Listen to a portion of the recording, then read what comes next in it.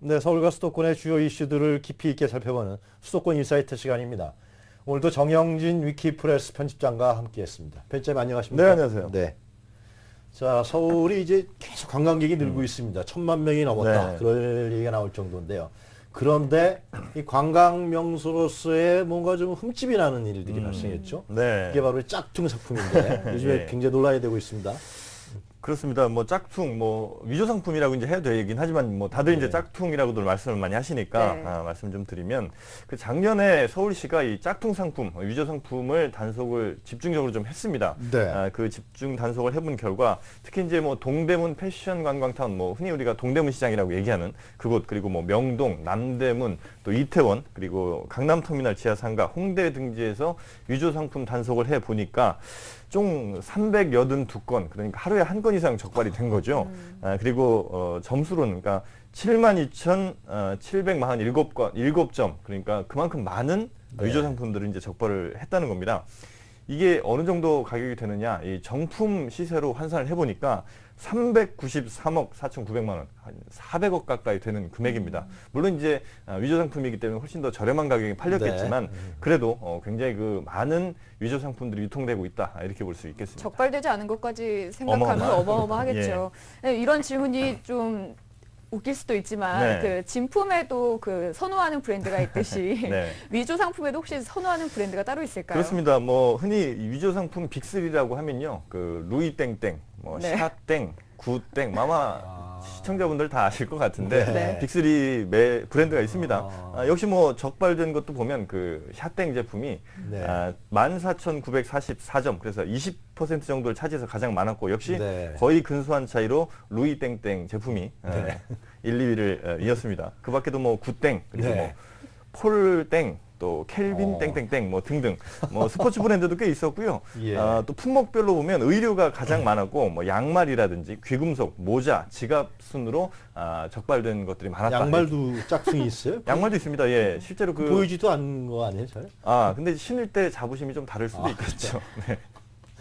자, 이 하여튼 이 짝퉁 공화국이다, 위조 상품 공화국이다, 이런 불명예까지 안을 수도 있을 것 같은데요. 네. 자, 이런 위조 상품의 실태는 어느 정도 됩니까? 글쎄요, 뭐 우리나라 사실 짝퉁, 그러니까 위조 상품 역사가 그렇게 짧지는 않은데, 네. 1980년대 그때만 하더라도 우리나라가 해외 유명 브랜드들이 직접 신발이라든지 이런 걸 생산하는 기지였거든요. 지금의 중국처럼. 그러다 보니까 제조 기술은 상당히, 또 우리나라 사람들이 이제 손기술들이 좋다 보니까 이 제조 기술들은 상당히 올라와 있는데, 그런 걸 살 만한 구매 능력은 이제 덜 됐었던 거죠. 그러면서 이제 이른바 짝퉁 제품들이 선을 보이기 시작했는데, 그러다 90년대, 2000년대 들면서는 단순한 뭐 어떤 스포츠 브랜드가 아닌 네. 정말 우리가 흔히 명품이라고 말하는 뭐 고가품들, 네. 뭐 이런 백들, 이런 것들에 대한 수요가 굉장히 좀 늘어났고, 그러면서 이제 짝퉁 제품들이 굉장히 많이 늘어난 겁니다.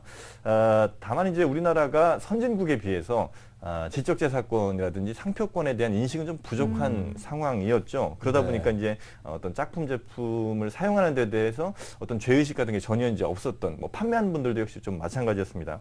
이러면서 이제 짝퉁이 굉장히 그 누구나 하나씩 가지고 다닐 만큼 이제 보편화가 많이 좀 됐었는데, 네. 정확한 파악은 어렵겠지만 총 그 짝퉁 시장 규모가 대략 한 1조 원 이상 될 것으로 지금 추정을 하고 있습니다. 뭐 당연히 정확한 파악은 안 되고 있죠. 네. 적발 단기 400억이니까 1조는 맞겠네요. 충분히 이제 넘어갈 충분히 텐데, 나왔습니다. 요즘은 또 우리나라에서만 생산되는 것이 아니라 뭐 홍콩이라든지 그렇죠, 중국 등지에서 또 몰래 들여오는 이런 짝퉁 제품도 많다 보니까 네. 뭐 거의 이 파악이 잘 안 되는 수준이고, 또 전문가들도 구별하기 힘들 만큼 아주 정교하게 만든 이 위조 상품들도 많다 보니까 사실 굉장히 그 시장을 좀 교란시키고 있다, 이렇게 봐야 될 것 같습니다. 그래도 이제 위조 상품에 대한 문제가 계속 제기돼 왔고, 그리고 네. 단속도 주기적으로 하는데 여전히 근절되고 있지가 않습니다. 이제 특히 재범률이 높다고 하는데 이유가 있을 것 같습니다. 네, 일단 그 처벌 수위가 너무 낮은 데 있습니다. 단속이 되더라도 대략 뭐 벌금 한 100만 원에서 400만 원 정도 처벌을 받으니까 네. 사실 짝퉁 제품 뭐 수백 개, 수천 개 만들어서 갖다 팔면 남는 돈이 그보다 훨씬 더 큰 금액이 남을 수밖에 없기 때문에 뭐 100만 원 벌금 맞아도 그냥 이 정도는 그냥 뭐 운이 좀 없었다 생각하자. 이제 상인들도 이런 분위기거든요. 그러니까 네. 죄의식이 그렇게 많이 있지 않은 거죠. 그렇게 많은 이익을 보는 데 반해서 처벌이 좀 낮은 점, 이게 가장 그 어떤 재범률이 좀 높은 이유로 지금 손꼽히고 있습니다. 네. 네. 그런데 이 짝퉁 상품, 위조 상품의 판매 조직망이 이게 상당히 대단하다 그러죠. 이 또 제조업체하고 유통업체 결합돼 있고 네. 단순하게 그냥 노점상들 개인이 하는 게 아니라 그러더라고요. 그렇습니다. 뭐 과거엔 좀 그랬을지 모르겠는데 요즘 그 위조 상품 만들어서 판매하는 사람들은 거의 007 작전을 방불케 할 정도로 만드는 것도 그렇고 네. 또 유통시키는 것도 그렇거든요.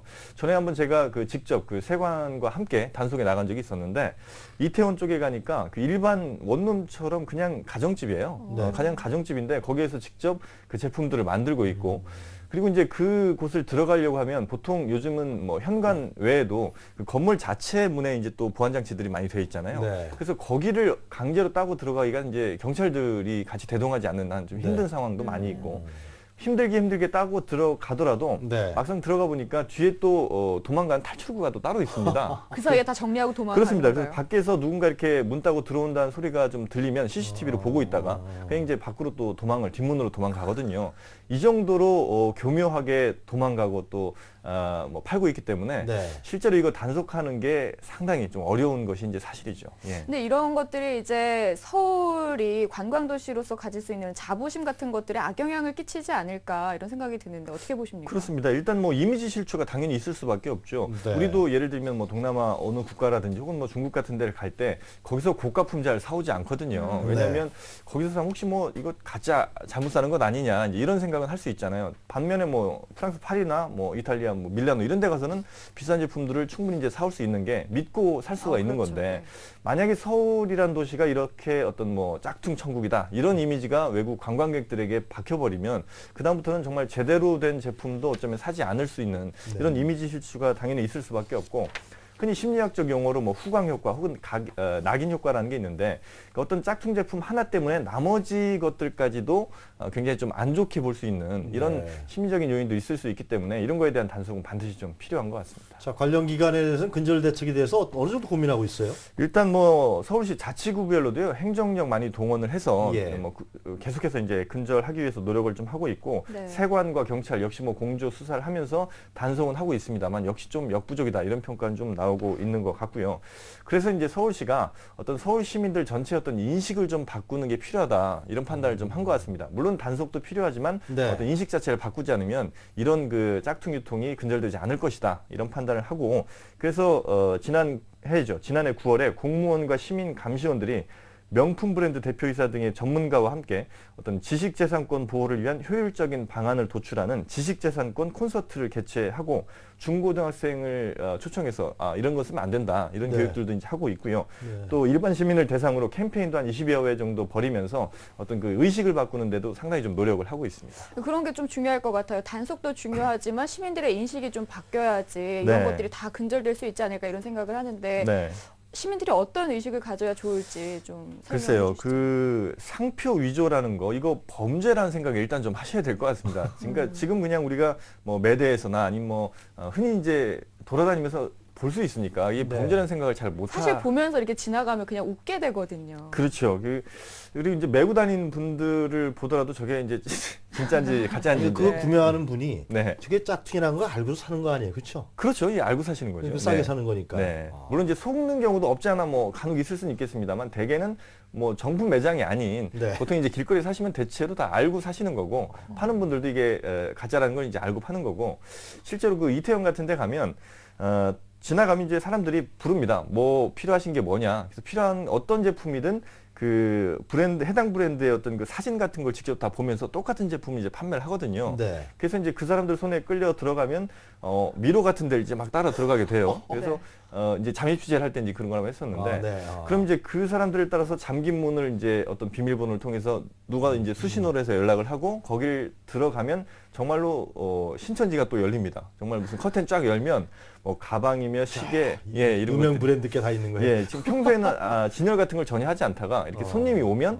그때 진열을 이제 하는 것이죠. 그러면 내가 원하는 제품을 그 책을 보고 네. 그대로 이제 고르게 되는데 제품 가격도 생각보다 그렇게 싸질 않아요. 예를 들면 우리가 시계 같은 거 보통 뭐 당연히 이제 정품보다 싸지만 네. 한 2, 30만 원씩 하거든요.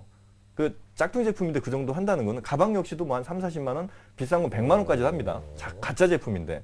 그러니까 이런 것들을 사는 거는 아마도 이제 우리나라 의식 속엔 그런 것도 좀 있는 것 같아요. 그러니까 남을 조금 더 의식하는, 남의 시선을 네. 좀 더 의식하는 분들도 있다 보니까 아무래도 이런 백 하나 혹은 뭐 시계 하나 같은 걸 좀 매야 좀 더 어깨가 좀 으쓱해지고 이런 의식도 좀 없지 않아 있는 것 같은데 네. 이런 것도 좀 고쳐져야 될 부분인 것 같고 그리고 역시 뭐 경찰이라든지 아니면 서울시 강력한 단속을 통해서 이것이 파는 것도 범죄고 사는 것도 범죄라는 점을 좀 강력한 단속을 통해서 있을 수 있지 않을까 하는 생각을 좀 해봅니다. 사실상 말씀 들어보니까 이 사는 것도 네. 간접적인 공범이 아니라 그런 생각도 좀 들어요. 그렇지 그렇습니다. 않습니까? 네. 잘 알겠습니다. 네, 지금까지 정영진 위키프레스 편집장과 함께했습니다. 고맙습니다. 네, 감사합니다.